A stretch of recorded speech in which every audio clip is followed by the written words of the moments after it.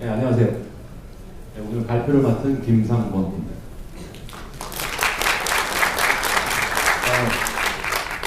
요즘 뭐 스칼라 얘기가 여기저기서 나오고 있는데요.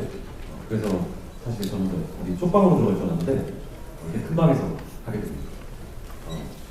오늘 발표 제목은 보시다시피 꽃보다 스칼라고요. 뭐 스칼라는 요새 많이 언급되고 있는 이유 중 하나가 JVM에서 돌아간다는 거죠. 그래서 최근에 뭐 그루비라든가 클로저 이런 언어들이 많이 언급되고 있는데 그 클로저는 사실 좀 무슨 예술 영화 같다고 해야 될까요? 좀 난이도가 있죠. 그리고 그루비는 B급 영화 같은 편하게 쓸 수 있지만 언제나 편하게 볼 수 있고 편하게 쓸 수 있고요. 재미도 있고 가볍죠. 스칼라는 자바를 상업적인 영화라고 한다면 스칼라는 이 예술 영화 출신의 감독이 만든 상업 영화 이 정도로 이해할 수 있을 것 같습니다. 앞에 20세기 개발자 덕후 아저씨가 시간을 다 잡아먹어서 오늘은 바로 본론으로 들어가겠습니다. 그루비의 창시자 제임스 트라만이 한 말인데요. 프로그래밍 스칼라라는 책을 보여줬다면 그루비를 만들지 않았을 것이다. 그루비를 디스하는 건 아니고요. 혹시 그루비 하시는 분 있으면 죄송합니다. 오늘 발표에 사실 스칼라는 워낙 그 양이 많아서요. 40분에 하기 사실 상당히 무리가 있어요. 그래서 오늘 여러분의 뇌를 뜨겁게 달궈줄 100장의 슬라이드가 뒤에 있고요. 시간이 부족한 대로 마구 달릴 예정이고요. 기본적으로 펑셔널 스타일 얘기를 안 할 수 없기 때문에 펑셔널 스타일 얘기를 하고요. 자, 패턴 매칭, 스칼라의 특징인데요. 패턴 매칭 얘기를 하고 그 다음에 허리젠털 스케일, 수평 확장을 스칼라를 통해서 어떻게 이룰 수 있는지 빠르게 살펴보겠습니다. 스칼라 코드인데요. 그 스칼라 유닛 테스트 코드입니다. 스칼라 테스트라고 불리는 유닛 테스트 코드인데 보시면 마치 자연어 같이, 영어 같이 if, should 뭐 이런 식으로 쓸 수가 있습니다. 이런 표현력을 가지고 있는데 스칼라에 대해서 본격적으로 알아보겠습니다. 헬로 월드 얘기를 안 할 수가 없죠. 헬로 월드 코드고요. 자바나 C와 굉장히 유사한 기본적인 골격을 가지고 있습니다. 자, 스칼라에 대해서 간단히 요약을 해보면요. JVM과 단넷에서 구동되는 범용 멀티 패러다임 언어입니다. JVM이 원래 기본 타깃이고요. 단넷 버전이 따로 있는데요. 메인은 JVM입니다. 마틴 오더스키라는 독일인, 현재 스위스에 있는 EPFL의 교수님, 자바 컴파일러에 참여하셨었고요. 제너릭 자바, 여러분들이 싫어하는 자바의 제너릭을 만든 장군입니다. 2001년부터 혼자서 만들기 시작했습니다. 실제 공개는 2003년에 이루어졌고요. 그 이후에 계속 발전을 해와서 현재 버전은 2.9.2 파이널이고요. 개발 버전은 곧 릴리즈가 있을 예정인데요. 2.10 RC1까지 현재 나왔습니다. 좀 더 요약을 해보면, 특징을 요약해보면요. 짧고 명료한 코드를 만들어낼 수 있습니다. 표현력과 확장성을 가집니다. 자바와 상호 운영성을 가집니다. 무슨 얘기냐면 자바와 섞어 쓸 수 있다는 얘기죠. 그리고 타입 시스템이 굉장히 엄격합니다. 이 컴파일 통과하기가 쉬운 일이 아니에요. 컴파일만 통과되면 런타임의 타입과 관련된 문제는 거의 발생하지 않습니다. 객체 지향과 함수형 스타일을 모두 지원하고요. 동일한 목적의 자바 코드와 거의 비슷한 성능을 보여주죠. 대부분의 경우 자바와 동등하고요. 때로는 알고리즘의 코드의 경우에는 더 빠른 성능을 보여줍니다. 이미 상업적으로 광범위하게 쓰이고 있는 언어고요. 뭐 새로운 이제 막 시작되는 0점대, 노드 같은 0점대 이런 언어가 아닙니다. 물론 노드는 언어가 아니지만요. 강력한 동시성 처리를 가지고 있습니다. 이 부분도 뒤에서 살짝 언급을 할 텐데요. 자, 이 부분에 지금 말씀드렸던 부분에 대해서 몇 가지만 좀 살펴보겠습니다. 더 적은 코드로 같은 일을 할 수가 있는데요. 기본적으로 표현이 간결하기 때문이고요. 일반적으로 자바에 비해서 코드가 절반 정도로 준다고 알려져 있습니다. 대략 얘기해서 절반의 코드는 코드를 이해하는데 절반의 시간이 필요하다는 걸 뜻하고요. 이 관련된 논문도 있긴 한데요. 간단히 생각했을 때는 버그의 가능성 역시 우리가 만든 코드는 항상 버그를 만들어내죠. 역시 버그의 가능성 역시 절반으로 줄일 수 있습니다. 본격적으로 코드인데요. person이라는 클래스를 선언하는 자바 클래스입니다. name과 age가 있고요. 오른쪽에 보시는 person 스칼라 코드고요. 코드의 길이가 엄청나게 차이 나죠. 물론 뭐 좀 극단적인 예이시긴 한데 이 다음 예는 더 극단적입니다. 사실 그 코드 보이지도 않으시죠? 이게 전형적인 자바의 밸류 오브젝트, 포조, 뭐 자바딘, 모델 객체 이런 걸 선언하는 거고요. 게터와 그다음 해시코드, 투스트링 이런 함수를 구현하는데요. 스칼라에서는 이 케이스라는 키워드 한 방에 해결됩니다. 뭐 런타임에 뭐 리플렉션을 하거나 이런 것도 없이 다 컴파일 타임에 모든 것은 다 컴파일 타임에 이루어집니다. 자바 개발자에게 필요한 모니터는 이런 모니터입니다. 자, 스칼라는 이런 모니터로 사실 충분합니다. 자바와의 상호 운영성에 대해서 얘기 안 할 수가 없는데요. 기본적으로 스칼라는 자바와 소스 코드 레벨에서만 다릅니다. 컴파일되면 클래스 파일이 나옵니다. 바이트 코드로 직접 컴파일 된다는 건데요. 이 커피 스크립트 같은 라브레니하고 좀 다른.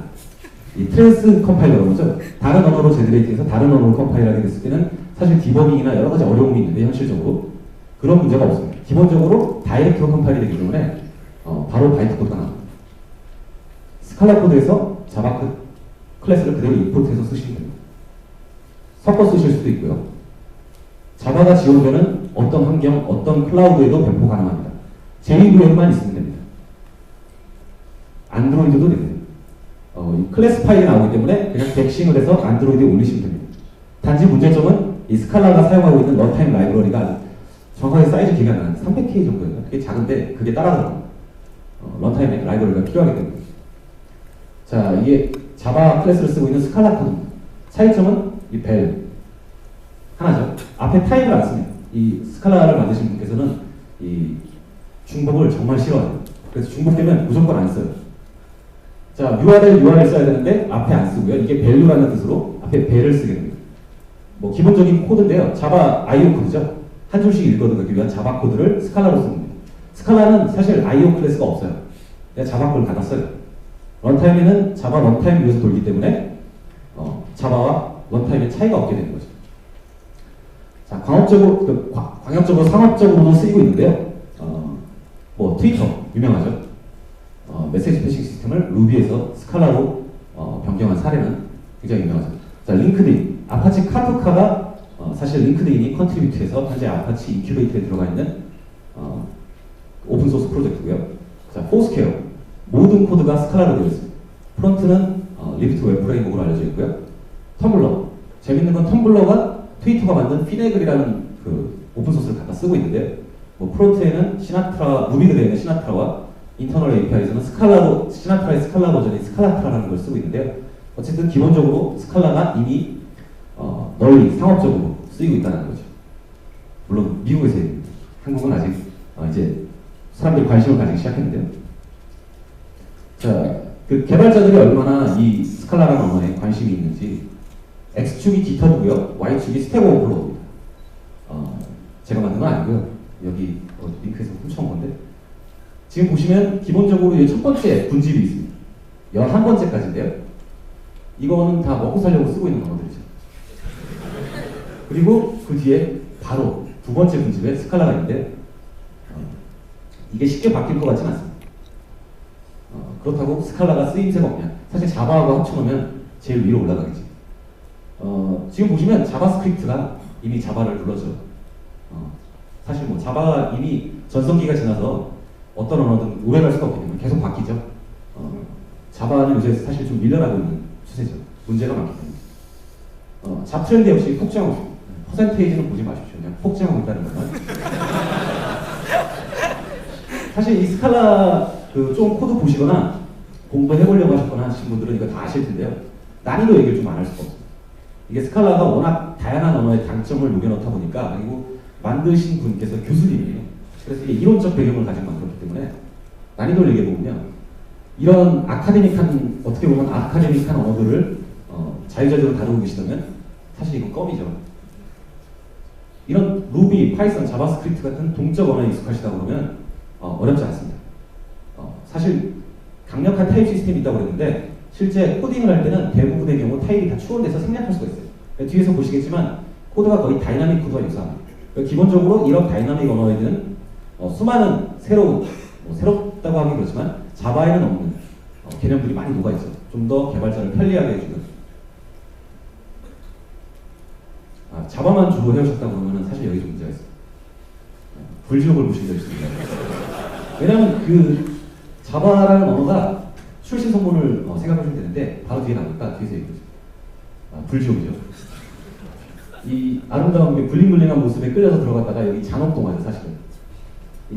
아시는 분은 모르겠지만 그 디아블로 토니방에서 이런 처참한 모습을 당하실 수도 있는데 그런 걸 피하기 위해서 제가 오늘 가볍게 빠르게 훑어보겠습니다. 자바의 문제가 뭐냐? 자바로 코드를 쓰면 대화소설이 돼요. 왜냐하면 자바라는 언어에는 보캐브러리가 굉장히 적어요. 단어수, 용법수가 굉장히 적습니다. 그래서 그걸 계속 반복해서 늘렸어야 돼요. 그래서 당연히 그걸 줄이기 위해서 수많은 서드파티 라이브러리를 동원하게 되고요.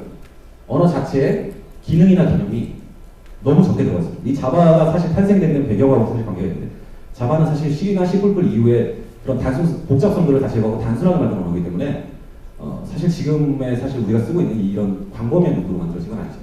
단지 상업적으로 큰 인기를 끈 거죠. 자바는 그 말 그대로 신테틱 슈가, 좀 달콤한 게 더 필요한, 그렇지 않으면 이런 저혈당 증상에 시달리게 되는데요. 이미 덩치가 너무 커졌고요. 이 전형적인 성당 모델로 개발되고 있죠. 이 오픈소스에서 시장 모델로 개발되고 있는 다른 프로젝트에 비해서 개발 속도가 굉장히 느립니다. 그리고 이 오라클 별로 도움이 안 되죠. 최근에 MySQL이 하고 있는 짓이나 여러 가지 볼 때 이 자바에 도움이 될 것 같지는 않습니다. 자, 본격적으로 이 여러 가지 스칼라의 특성에 대해서 얘기를 할 텐데, 사실 스칼라는 펑셔널을 쓰지 않아도 상관없는데 제가 이제 펑셔널을 꼭지로 잡은 이유는요. 임페러티브라고 뭐 뒤에 설명드릴 텐데 명령 언어들은 이미 익숙하시고 OOP도 익숙하시고 그래서 익숙치 않은 개념 위주로 오늘 설명드릴 꼭지들은 그 두 가지 펑셔널 스타일하고 패턴 매칭 이 두 가지 다 익숙치 않은 방법에 대한 얘기입니다. 펑셔널 스타일은 FX를 생각하시면 됩니다. FX가 뭐냐? 다음 짤방은 대충 예측이 되죠.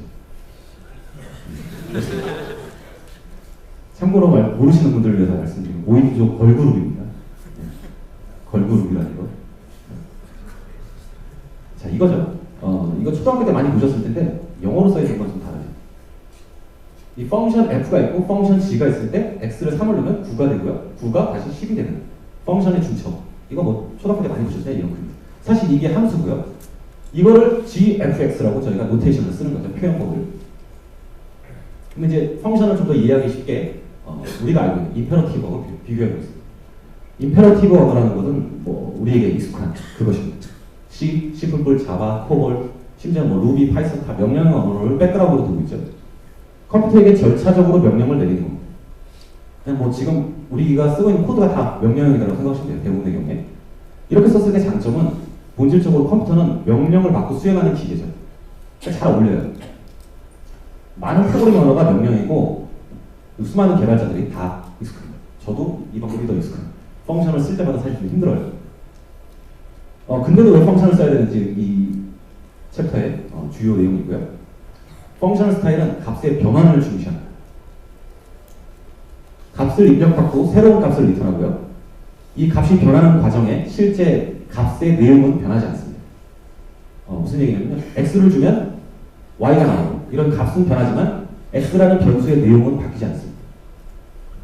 변수가 없다라고 생각하시면 편할 겁니다. 이걸 발음도 어려운 레퍼런셜리 트랜스페어런스라고 부르는데 자바의 스트링을 생각하시면 될 것 같습니다. 자바의 스트링이 리플레이스 함수가 있잖아요. 스트링의 내용이 바뀌지 않죠. 리플레이스 함수는 새로운 인스턴스를 리턴합니다. 레퍼런스 하고 있는 게 바뀌지 않는다는 것이죠. 내가 보고 있던 거의 본질은 계속 25는 25고 A는 A죠. 사이드 이펙트가 없다는 걸 강조하는데요. 뭐 사이드 이펙트가 없다는 거는 외부의 영향을 받지도 말아야 되고 주지도 말아야 된다 이런 식으로 이론적으로 얘기할 수도 있지만 결과적으로 생각해보면 언제 계산하든 같은 값이 나와야 된다는 거죠. X제곱에 3을 넣으면 9가 나오는 건 지금 계산하나 나중에 계산하나 똑같아요. 근데 현실 세계에서 사실 그렇지 않죠. 로그인을 했냐 로그인을 하지 않았냐에 따라서 상태에 따라서 코드가 만들어지기 때문에 이런 것들을 피해야 한다는 거죠. 펑셔널 스타일에서는. 자, 펑셔널 스타일에서는 또 다른 개념이죠. 지금까지 세 가지 개념, 이 세 번째인데요. 펑션은 최상의 개념입니다. 펑션을 아무 곳에나 쓸 수 있습니다. 펑션 에브리웨어. 펑션이 그냥 객체와 다르지 않습니다. 스칼라에서. 일반적인 펑셔널 스타일에서는 펑션을 함수를 인자로 줄 수도 있고요. 함수가 함수를 리턴할 수도 있고 함수를 리스트에 넣을 수도 있고 리스트에 함수를 넣어서 주고받을 수도 있고요. 이 자바에서는 상상도 못할 일이지만 자바를 제외한 모든 언어가 대부분 그런 기능을 제공하고 있습니다.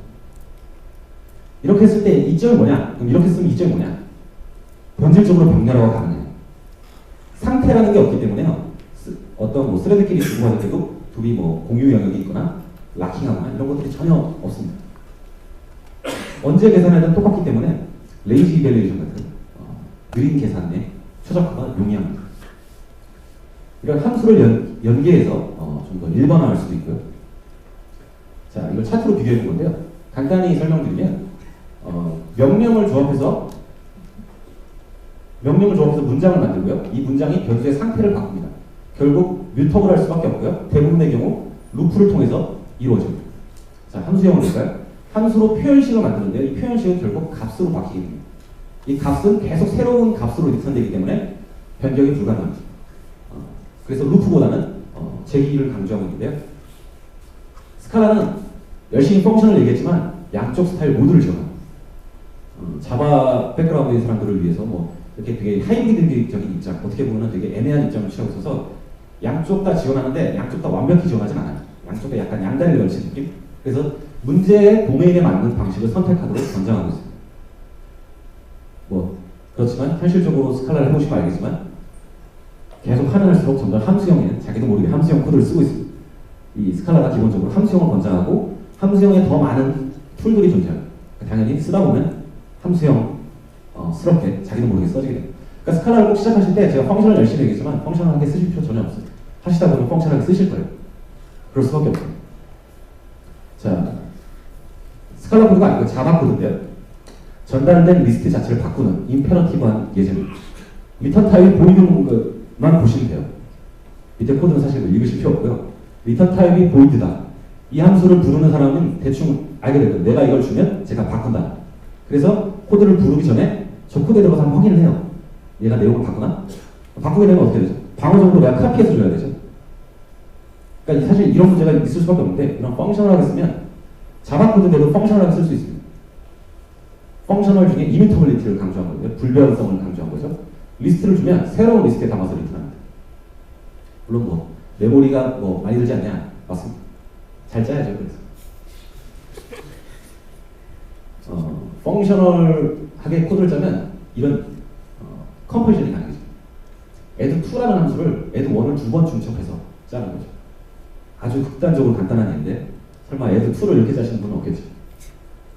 자, 스칼라에서는 펑션이 어떤지 본격적으로 알아보겠습니다. 수학에서의 펑션을 생각하시면 돼요. 이게 그 스칼라라는 언어가 교수님이 만든 거라서 되게 수학적인 게 좀 많아요. 이게 전형적인 수학에서의 펑션이죠. 스칼라에서 펑션은 자, 지금과 같이 앞에 def라는 키워드를 붙이고요. 프로그래밍 언어니까 앞에 타입을 씁니다. 함수 인자 타입, 리턴 타입입니다. 콜론에서 이미 눈치채신 분도 있을지 모르겠지만 이거 타입을 뒤에 쓰는 언어들은요, 그 액션 스크립트도 그렇죠. 플렉스 액션 스크립트. 타입을 뒤에 쓰는 언어들은 대부분 타입을 생략할 수 있기 때문에 뒤에 씁니다. 안 그러면은 컴파일러 만들기 어렵겠죠. 훨씬 쉬우니까 이렇게. 자, 이런 함수는 이렇게 쓸 수 있습니다. 뒤에 리턴 타입이 없죠. 인트에 인트를 더했는데 내가 왜 인트인 걸 또 써야 돼? 이런 걸 극단적으로 피하고 있는 언어라고 보시면 될 것 같아요. 자, g, x 제곱. 스트링과 인트를 넣으면 스트링이 된다는 건 일반인은 모르겠지만 개발자는 알고 있죠. 네. 스트링에 인트를 넣으면 스트링이 됩니다. 리턴 타입 생략 가능하고요. 추론 가능한 타입은 언제나 생략 가능하고요. 첫 등장 시에만 타입을 선언하면 그 이후에는 계속 추론해서 타입을 계속 알아내요, 내가. 그렇다고 그 아이디를 쓸 때 이게 다 알아서 안 해주면 점 찍으면 안 나오면 사실 불편하잖아요. 아이디도 다 추론해서 알려줘요. 스칼라 아이디라든가 인텔리제이 스칼라 플러그인이라든가 어느 상황에서는 자기가 타입만 맞게 썼다라고 점 찍으면 타입을 추론해서 적절한 멤버를 보여줍니다. 사실 이게 중요하잖아요, 저희들은. 함수 추론 다른 언어와 다르지 않습니다. 자, 람다 익스프레션이라고 불리는 어려운 말로 람다 익스프레션, 쉬운 말로 이름이 없는 함수. 함수 이름이 없는 자바에 이름이 없는 어너니머스 객체를 생각하시면 될 것 같아요. 그 자리에서 쓰고 싶은데 다음과 같이 쓸 수 있습니다. x 인자를 x 플러스 1로 보낸다. 이때 차이점은 이 화살표. 이름이 없기 때문에 이퀄 쓸 수가 없잖아요. 화살표로 그래서 표현을 하고요. 실제 쓰이는 코드는 자, 지금도 좀 어려워지니까 자, 리스트 타입, 이건 이제 스칼라에서 리스트를 정의하는 타입인데요. 자, person의 리스트다. 뒤에 쓰는 겁니다. 뒤에 쓰고요. 앞에 벨이라고 변수를 선언합니다. 변수다라는 거죠. 자, 마이너스. 20세 미만인 마이너를 자, people 어레이에서 필터링 하고 싶습니다. 자, people의 필터라는 함수를 부릅니다. 그리고 함수를 줍니다. 어떤 함수냐? P를 주면 P의 age가 20세 미만입니다. 자, 이 연산식은 true, false로 치환될 거고 결국 이 전체 함수는 true냐 false냐로 치환이 되겠죠. 그래서 true인 경우만 뽑아서 왼쪽으로 리턴하게 되죠. 지금 보시다시피 이게 전형적인 스칼라 코드고 펑셔널하게 작성합니다. 펑션을 줬기 때문에 펑셔널하다고 부를 수 있는 거죠. 좀 줄이면 타입이 생략됩니다. 이 리스트는 퍼슨의 리스트라는 걸 알고 있어요. 컴파일러도 알고 나도 알아요. 쓸 필요 없죠. 생략해요. 자, 여기서 끝나지 않고요. 더 줄입니다. 이렇게 줄입니다. 이게 뭐냐면요. 첫 번째 인자가 이 자리에 들어옵니다. 앞에 슬라이드에서 P 두 번 중복됐죠? 이거 싫다는 거죠. 이렇게 씁니다. 그럼 인자가 두 개면 어떡하냐? 두 번째 만난 밑줄이 두 번째 인자입니다. 그러면 그 외에 좀 복잡한 경우는 어떡하냐? 이렇게 쓰시면 안 되죠. 이거는 굉장히 단순한 형태의 함수일 때만 짧고 간단한 표현식으로 만드는 거죠. 자, 스칼라에서 아까 보셨던 add1 함수를 임페러티브와 펑셔널로 나눈 겁니다. 임페러티브는 사실 쓸 일이 없긴 해요. 보지 마세요, 이거. 왜냐하면 지금 코드 길이를 보세요. 스칼라에서는 이 펑셔널한 도구들이 엄청나게 많기 때문에 위에 이 긴 코드를 더 안전한 방어적 카피도 필요 없는 이런 함수 하나로 줄일 수가 있습니다. 리스트, 인트의 리스트를 받습니다. 받은 아이템에 대해서 맵 함수를 부릅니다. 그러면서 밑줄 더하기 1, 각 아이템에 1을 증가시키는 값으로 바꾸라는 거죠. 값을 변환시키라는 거죠. 아까 말씀드린 트랜스폼, 올드 밸류를 뉴 밸류로 바꾸고 있는 거죠. 함수를 통해서. 이 함수를 전달하면 이 타입은 변하지 않고 값이 1씩 증가된 새로운 인스턴스가 나오게 됩니다. 이 맵 펑션은 뭐 자바스크립트, 뭐 루비 뭐 다 이름이 동일하죠. 어드 언어에서나 대부분. 그만큼 전통적인 방식인데요. 이 펑션을 하면 또 맵과 리듀스 얘기를 안 할 수 없죠. 맵 리듀스. 그 이름도 유명한 맵 리듀스. 컬렉션에는 맵이라는 함수가 있는데 함수 f를 전달하면 모든 컬렉션이 존재하고 함수 f를 전달받아서 컬렉션의 각 아이템에 함수 f를 적용합니다. f의 결과를 같은 사이즈의 같은 컬렉션의 순서를 유지하면서 담아서 리턴해준다라고 이해하실 수 있습니다. 자, 이건 스칼라 콘솔인데요. 스칼라는 자바에는 없는, 자바에 없는 게 참 많이 나옵니다, 오늘. 자바에는 없는 스칼라 콘솔이라는 게 있는데요. 콘솔 열어서 코드를 바로바로 실행해서 테스트해볼 수 있어요. 자, 리스트를 생성하는 방법이고요. 오늘 기본적으로 원래 그 앞에 기본 문법 설명이 있었는데 그걸 설명하면 다 주무실 것 같아서 한 100장 정도를 다 잘라내고 사실 내용을 이쪽으로 옮긴 거고요. 기본적인 문법 설명은 없습니다. 이게 리스트를 선언하는 방법이고요. 3개의 문자열이 담겨있는 리스트가 있습니다. 자, 그럼 자동으로 컴파일러가 타입을 추론해서 알려줍니다. 리스트의 스트링이다. 스트링의 리스트죠, 정확히. 자, 리스트가 만들어졌고요. 자, 이제 정수의 어레이로 바꿔보겠습니다. 스트링을 스트링의 랭스로 바꿔라. 이런 함수를 주면 3, 2, 1이 되겠죠. 자, 이 과정을 좀 더 보시면 스트링에서 인트의 함수를 줬죠. 타입이 스트링에서 인트로 갑니다. 그리고 AA가 3으로 가고 BB가 2로 가고 C가 1로 가는 이 과정을 앞에 보셨던 밑줄 플러스 1 하나로 해결하는 겁니다. 특히나 이 펑셔널 스타일은 이 컬렉션을 다루는 데 엄청 강해요. 그래서 특히 데이터 프로세싱, 아까 도메인에 따라 다른 방식을 취하라고 했는데요. 데이터 프로세싱, 그다음에 뭐 컬렉션을 다루는 모든 분야에서는 펑셔널이 훨씬 우위에 있습니다. 자, 리듀스입니다. 리듀스는 조금 어려울 수 있는데요. 기본적으로 함수가 인자를 2개 받습니다. 콜렉션에 존재하는 값들을 하나의 값으로 합치는 툴입니다. 자, 스칼라에서 어떤 값의 범위를 쓰기 위해서 다음과 같은 표현식이 있습니다. 1, 2, 5. 스칼라에서는 사실 함수를 이 점을 안 쓰고 한 칸을 띄어서 부를 수 있어요. 그렇게 해서 그 강력한 표현력이 나오는데 이 경우도 이렇게 안 부르고 이렇게 부를 수 있습니다. 근데 또 이제 자바 개발자분들이 이제 당황하는 게 1에 어떻게 점을 찍냐. 스칼라에서 모든 게 객체입니다. 뭐 C# 개발자분들은 익숙하겠죠. 원래 스몰톡이나 이 전통적인 OOP에서는 모든 게 객체죠. 심지어 스칼라에서는 펑션도 객체고 다 객체. 객체가 아닌 건 없습니다. 그렇기 때문에 1에도 점을 찍을 수 있고 문자에도 점을 찍고 어디든 점을 찍을 수 있습니다. 그럼 IDE에서 친절하게 다 알려줍니다. 이클립스 개발의 그 IDE가 많이 쓰이고 있는데요. 자, 이렇게 하면 레인지가 만들어지고요. 자, 팩토리얼을 구해보겠습니다. 다 곱해보겠습니다. 5개의 값을. 자, 다음과 같이 쓸 수가 있는데 2개의 인자를 받아서 2개를 곱해라. 이렇게 쓰면 됩니다. 이렇게 하면 120이 나옵니다. 이게 익숙한 분들은 머릿속에 뭐 이딴 거래라고 생각하시겠지만 처음 보시는 분들은 이게 무슨 일이냐, 이게 어떻게 이렇게 되는 거냐, 이건 뭐냐 이해하기 어려우실 거예요. 자, 기본적으로 인트를 줘서 인트를 뽑아냈는데 이게 무슨 과정이냐, 머릿속으로 사실 이런 그림을 머릿속에 그려보세요. 이렇게 김밥도 좋고요, 뭐 갈비도 좋고 돌돌돌돌 말아가는 거예요. 앞에서부터요. 자, 1하고 2를 곱해서 2가 나옵니다. 두 개의 인자를 곱한 거죠. 그 연산의 전 결과가 첫 번째 인자로 들어갑니다. 전 연산에. 자, 2와 3을 곱해서 6이 나오고요. 6이 다시 다음 함수의 첫 번째 인자로 들어가고 두 번째 인자로 4가 됩니다. 자, 24가 되고요. 24와 5를 곱하겠죠. 120이 됩니다. 전형적인 미디스 과정이고요. 자, 이런 리듀스, 웹과 리듀스 섞었으면, 자, 피플이 있고, 피플에 에이지를 뽑고, 그 에이지를 다 더해라. 두 개의 인자를 더해라. 모든 나이의 합이 되겠죠. 이거를 나누면 사람의, 이 들어있는 사람들의 평균 나이가 되는 겁니다. 자, 찰스, 50세의 찰스라는 사람이 있고요. 60세의 그네가 있고, 59세의 제인이가 있습니다. 자, 이 세 명의 나이를, 평균 내고 있습니다.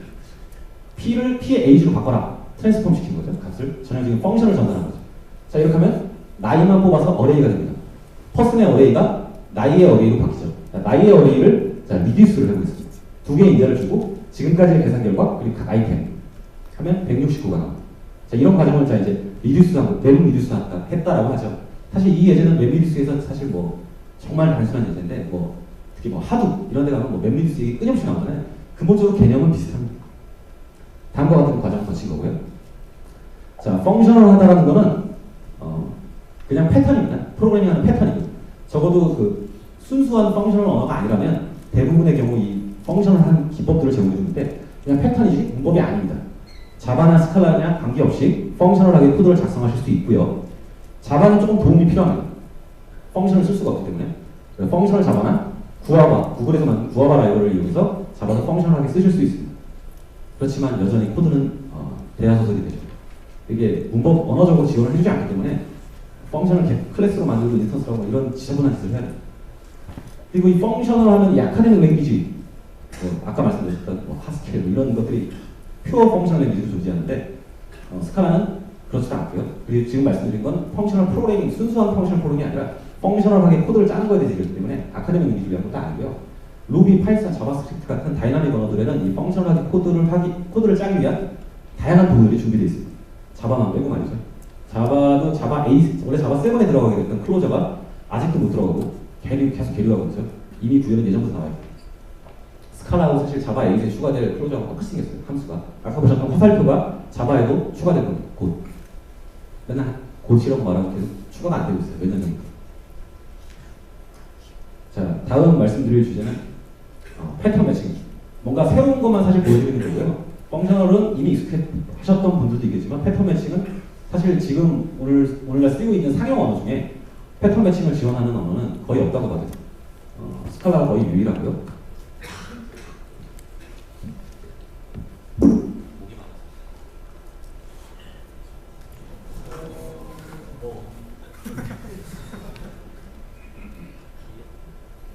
이 앞세 시간에서 시간을 너무 잡아먹어가지고 사실 지금 말을 막 짧게 하는 거고 사실 허락을 받고 한 10분 정도 더 버퍼로 받았거든요. 제 슬라이드가 100장이 넘어서 좀 잘라서 이제 97장 되는데 이 패턴 매칭에 대한 얘기를 할 건데요. 데칼코마니 같은 걸 생각하시면 돼요. 좌와 우가 똑같으면 오른쪽과 왼쪽으로부터 추론해서 왼쪽을 채워준다든가, 기본적으로 모양이 똑같으면 왼쪽이든 오른쪽이든 값을 추출해 주는 거죠.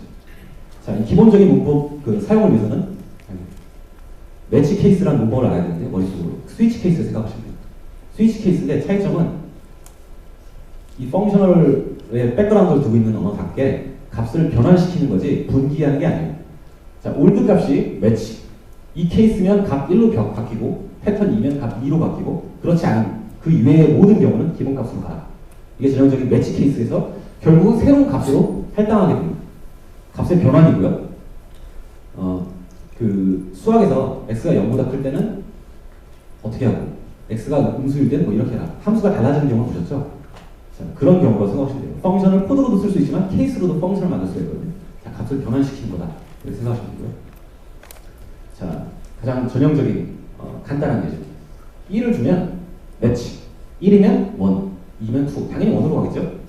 이 앞에 패턴을 쓰는데 패턴 자리에 값을 쓸 수 있다는 거죠. 값뿐만 아니라 변수를 쓰고 변수에 조건을 걸 수도 있어요. 자, i가 여기에 숫자가 들어왔을 때 여기 들어온 i가 1이면 1을 찍어라. 당연히 첫 번째 예측해줘. 이거와 이 첫 번째와 두 번째는 완전히 동일한 작동을 하게 되는데요. 자, 세 번째 경우 타입에 매칭하는 거. 자, 인스턴스 오브 이런 거 안 쓰셔도 돼요. int면 이 n이라는 건 스칼라에 있는 최상위 타입입니다. 숫자와 모든 객체, 숫자를 포함한 모든 객체의 최상위 클래스고요. int가 들어왔을 때 이 int i가 0보다 작으면 int라고 이미 인정했기 때문에 이 이후의 코드에서는 i를 int로 취급해서 코드를 짜면 돼요. 컴파일러가 수동에서 적당히 다 맞춰줍니다. int 더블 스트링, 스트링의 경우에 스트링에 s를 더해라. 이런 식으로 타입별로 어떤 새로운 값을 바꿀 때 타입별로 바꾸고 싶다면 이렇게 매치 케이스를 쓰면 되는데요. 자, 계산기라는 클래스를 만들어서 쓰고 싶습니다. 자, 스카에서 클래스를 만드는 방법인데요. 바디 같은 거 잘 안 써요. 네, 이렇게 쓰고 클래스 선언이 끝났습니다. 이 계산기의 타입을, 자, 계산기를 주면 파이낸셜이냐, 사이언티픽이냐, 비즈니스냐, 언노운이냐.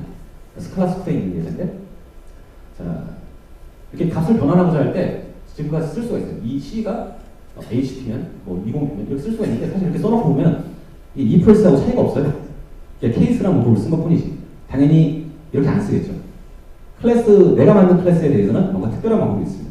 이게 케이스 클래스.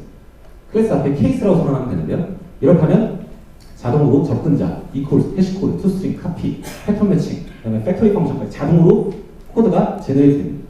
바이트 코드로 제너레이트 되기 때문에 뭐 런타임에 뭐 이런 걱정 전혀 안 해주시면 되고요. 그리고 제가 말을 빼먹었는데 패턴 매칭에서의 모든 코드는 리플렉션이 없이 이루어집니다. 다 컴파일 타임에 메타데이터를 다 찍어넣어서 다 컴파일 타임에 이루어진다는 거. 성능 저하는 전혀 없습니다. 이렇게 해서 케이스 클래스를 선언하면 이런 것들이 다 자동으로 생기는데 콘솔을 열어서 실제 테스트해보고 있어요. 팩토리 펑션을 만들어준다고 그랬죠. new가 없이 지금 생성을 하고 있는데요. new를 대신해주는 동일한 이름의 함수가 만들어져요. 간단하게 생각하시면 그냥 new를 뺀다 라고 이해하시면 돼요. 이렇게 해서 계산기를 만들고요. A 샵샵 스칼라는 오퍼레이터 오버레이딩을 지원하기 때문에 오퍼레이터를 함수로 쓸 수가 있어요. 그리고 한 칸 띄어서 쓸 수도 있고 이렇게 하면 해시코드로 일종의 알리아스인데요. 해시코드가 불리고요. 자, toString, copy 내용을 바꿀 수 없는 이뮤터블 객체이기 때문에 새로운 값이 들어가 있는 새로운 인스턴스를 카피해야 돼요. 그 경우에 모델만 바꿔서 치환해달라. 이 네임드 파라미터 방식이고요. 대부분의 언어에 이런 방식들이 지원되죠. 자바만 빼고요. 자, B. 자, HP20B. A와 B를 비교해 보겠습니다. 자바에서 100% 폴스가 나오죠. 두 개가 다른 객체이기 때문에.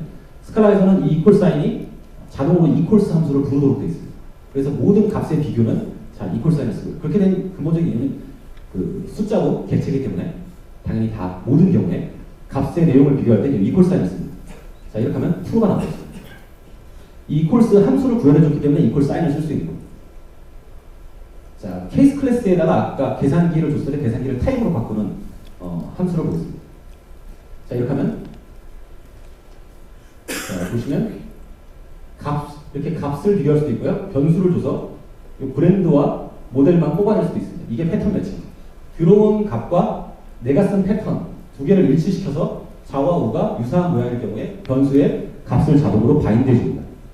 뭐 이렇게 보시면 위에 것만 보면 저 인스턴스에서 이퀄스 하는 거 아니냐 이렇게 생각하실 수 있는데요. 그런 거 아니고요. 클래스를 다 쪼개서 들어있는 값들을 순차적으로 비교합니다. 이렇게 해서 밑에 있는 변수 B와 M 매칭할 수가 있는데요. 자, 간단히 돌려보면 HP와 20B라는 파이낸셜이 나오겠죠? 48G를 넣으면 사이언티픽이 나올 거고요. 자, 여기 없는 KTH-A3를 넣어보겠습니다. 자, 이렇게 하면 아유 넘어가고요. 시간 걸리는데 이게 키노트가 이게 안 좋죠. 자, 이렇게 해서 언노운 타입 이 KTH와 H3가 패턴 매칭에 의해서 값이 추출된 겁니다. 자, 리스트에 넣어볼 수도 있는데요. 자, 이제는 스킵하겠습니다. 자, 케이스 클래스에 대해서 간단히 말씀드리고 패턴 매칭에 대해서 간단히 말씀을 드렸는데 사실 이 예제들이 너무 단순하잖아요. 그래서 좀 무리해서 액티비티 스트림이라는 예제를 넣어봤는데 페이스북 타임라인을 생각하시면 되는데요.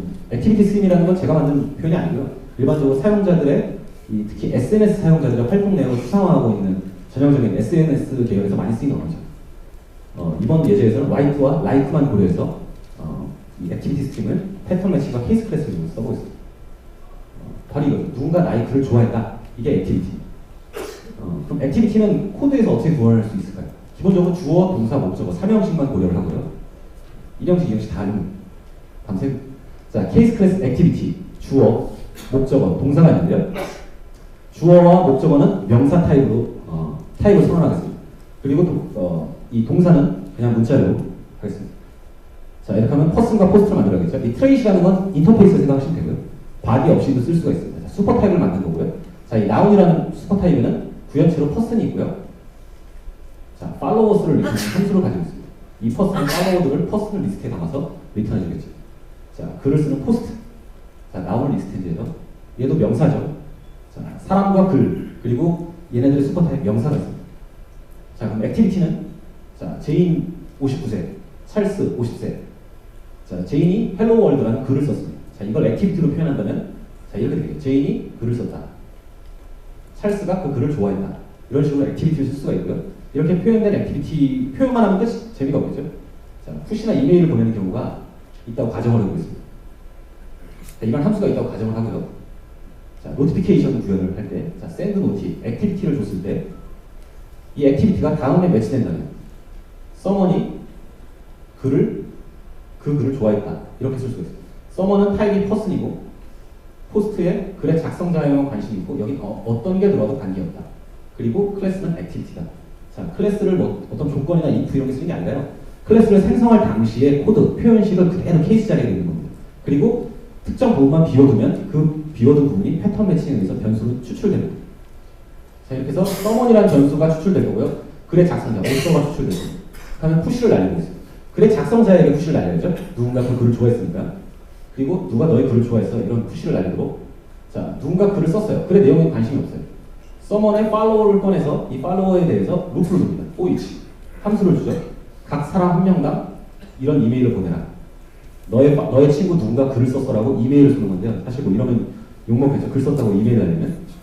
이런 식으로 구현할 수가 있는 패턴 매칭을 이용해서 액티비티를 패턴 매칭에 집어넣어서 사용자별로 메시지를 날리는 이런 코드인데요. 사실 실제 리얼월드에서는 이 프리퍼런스, 사용자의 프리퍼런스를 받아서 거기서 패턴 매칭을 하고 사용자의 프리퍼런스를 뽑아서 거기서 또 분기해야겠죠.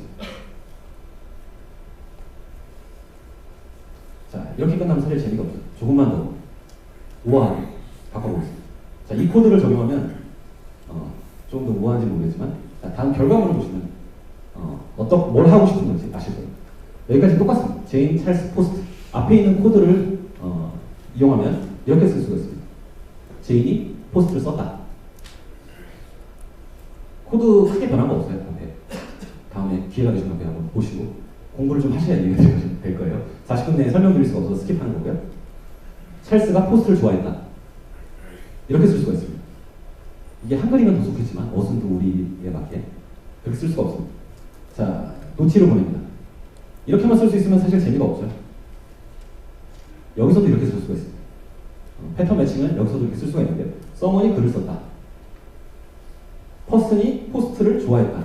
person 타입 중에 관심 있는 부분은 name, age, also, text 이렇게 하고 뒤에서 저 바인드되어 있는 값이 채워진 변수들을 쓰시면 됩니다.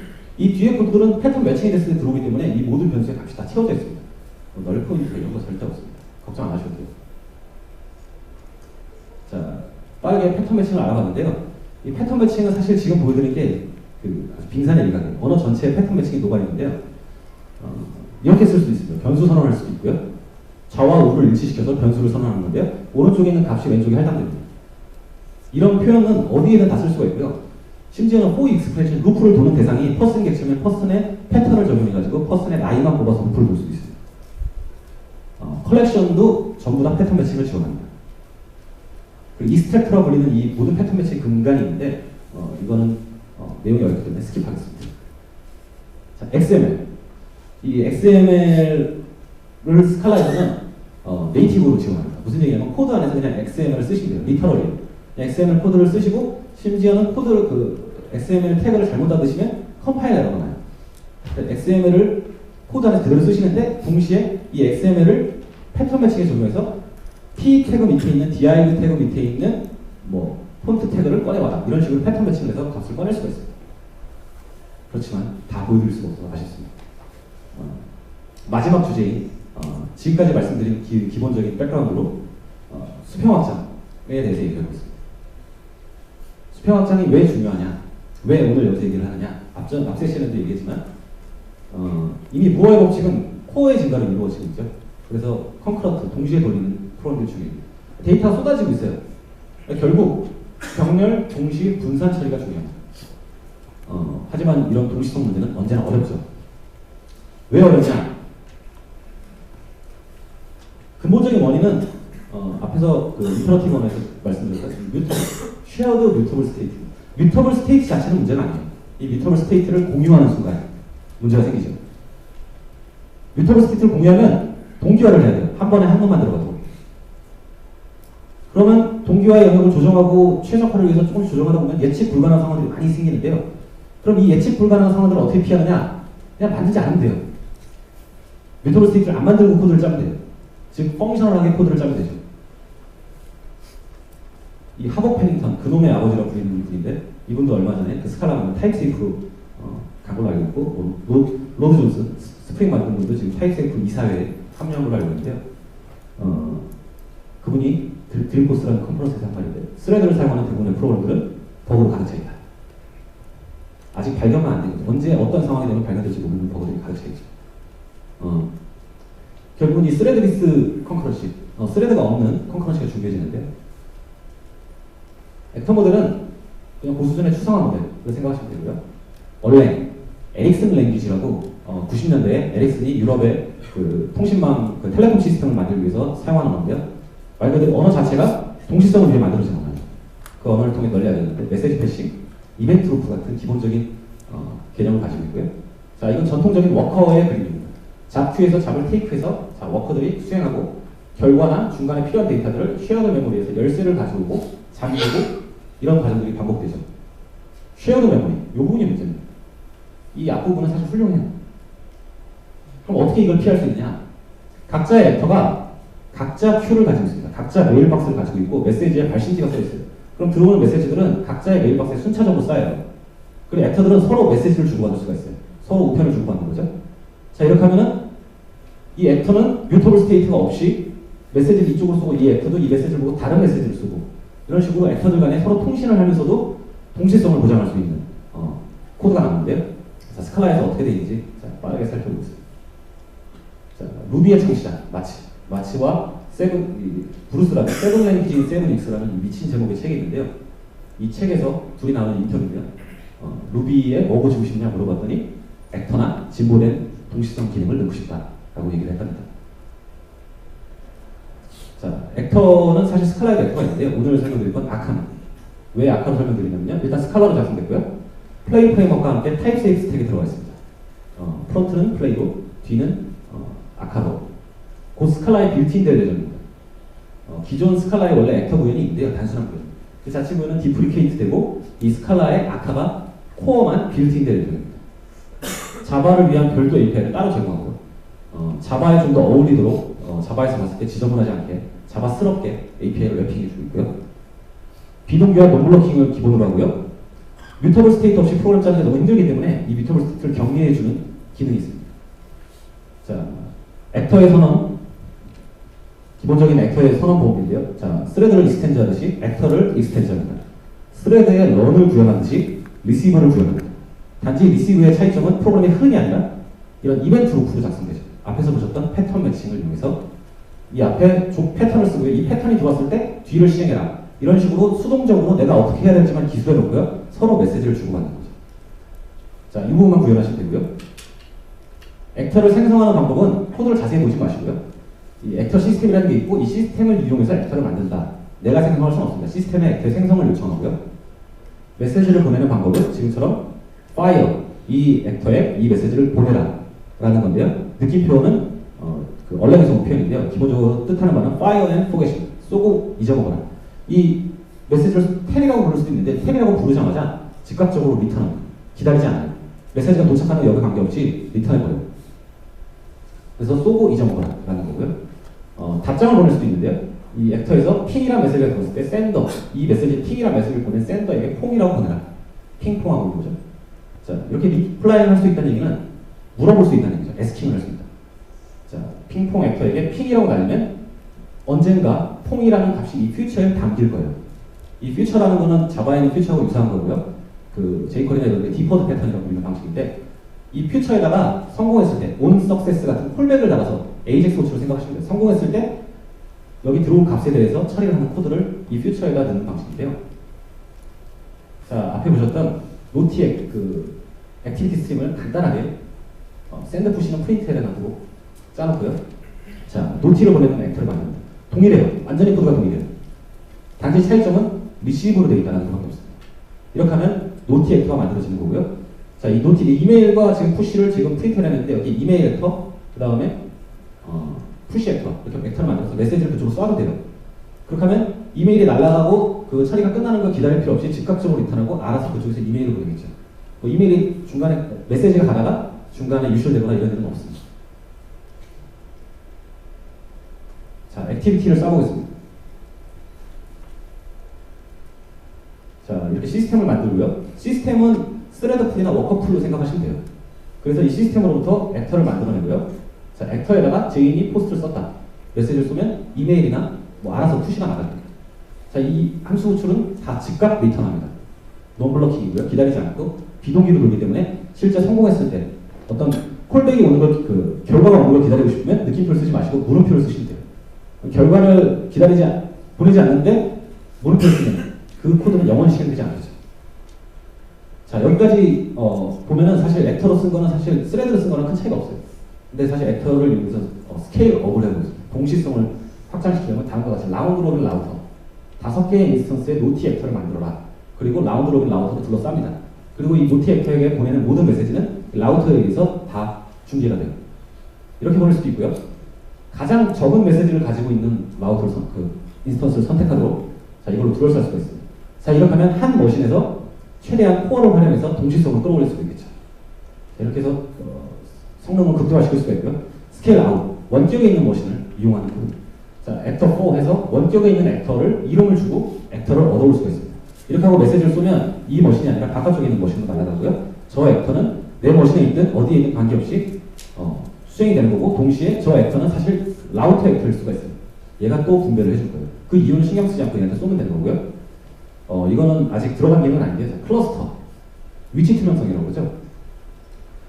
로케이션 트랜스페런시라고 하는데, 이 머신이 물리적으로 어느 위치에 있는지 모르겠지만, 그 인스턴스를 얻어와서 처리해주는 방식입니다. 인스턴스를 마구 꽂을 수 있는. 그래서 추가될 때마다 소문이 나서 자동으로 새로운 애가 등장했다는 소문이 쫙 퍼지고요. 이제 가시 프로토콜이라고 하는데 그런 형태의 클러스터 기능이 곧 추가될 예정인데요. 원래 Q3 예정인데 좀 늦어지고 있는 것 같습니다. 자, 지금까지 아카, 스칼라 액터에 대해 설명을 드렸는데, 스칼라 액터는 더 많은 기능들이 있어요. 아까 보셨던 거는 아주 코어, 그리고 액터의 기본 개념만 설명드리고, 메시지를 주고받는 기본 개념만 설명드린 거고, 이벤트 버스, 펍섭도 있고요. 스케줄러, 폴리플러스, STM 쫙 있습니다. 그 중에 이 STM이 사실 좀 이제 화두인데요. 그 크로저라는 언어의 영향을 받은 건데, 기회가 되시면 이 관련 소리 한번 읽어보시고. 자, 시간이 부족한 관계로 뒤에 액터를 좀 빠르게 설명해서 이해가 되셨는지 모르겠는데, 스칼라에 대해서 요약을 해보면요. 스칼라는 간단히 말하면 강력한 표현력, 강력한 동시성, 이게 펑셔널에서 얻어올 수도 있고 액터에서 얻어올 수도 있지만, 기본적으로 JVM 위에서 강력한 동시성을 제공해주는데, 동시에 JVM 기반 라이브러리, 기존 레가시, 그 다음에 자기의 지식, 수많은 라이브러리 다 재활용할 수가 있습니다.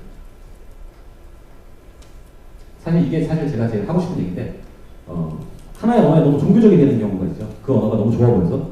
저도 한동안 사실 스칼라에 빠져서 그렇긴 했는데, 다른 언어 다 디스하고. 기본적으로 한 언어는 다른 언어와 문제를 다르게 풀죠. 스칼라는 사실 좀 자바 개발자들을 보면 어렵게 느껴질 수 있는데, 이걸 좀 깊이 계속 공부를 하시다 보면 왜 이게 이렇게 어려운지, 어떤 부분은 어떤 부분은 또 쉬운데요. 또 그런 부분은 또 어떻게 잘 풀었는지, 그런 것들을 느끼실 수가 있습니다. 간단한 거는 빠르게 만들어야 되면 루비로 만드십시오. 더 크게 만들어야 되면 스칼라로 만드십시오. 그게 오늘 제 원래 세션의 목적이었습니다. 네, 감사합니다.